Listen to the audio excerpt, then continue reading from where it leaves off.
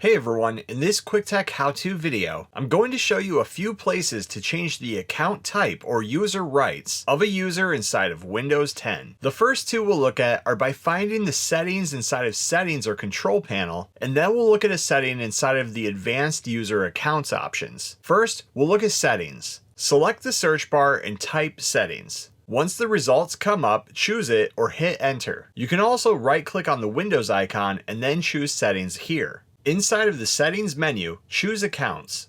From the left menu, choose Family and Other Users. Scroll down to the bottom and you'll see the Other Users section. If you don't have any other users on the machine, you'll first have to add them. To change their user account, select their profile and then hit Change Account Type. Change this from Standard to Administrator or vice versa and then confirm by hitting OK. It will then change that user's account type and rights. The next way to find this is through Control Panel. Again, in the search bar at the bottom, type Control Panel and choose it when it comes up. On the category view, choose User Accounts and then Change Account Type. Select the user that you want to change, and then on the next screen, choose Change the Account Type. Again, make your choice and then hit Change Account Type at the bottom. Finally, we'll look inside of the Advanced User Accounts control panel. In the search bar, type Run or press the Windows key and R at the same time. Once the Run dialog comes up,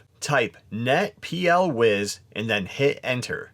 To make changes, check next to Users must enter a username and password. Next, choose the user that you want to change and then hit Properties. Select the second tab at the top, Group Membership, and you can then make your change.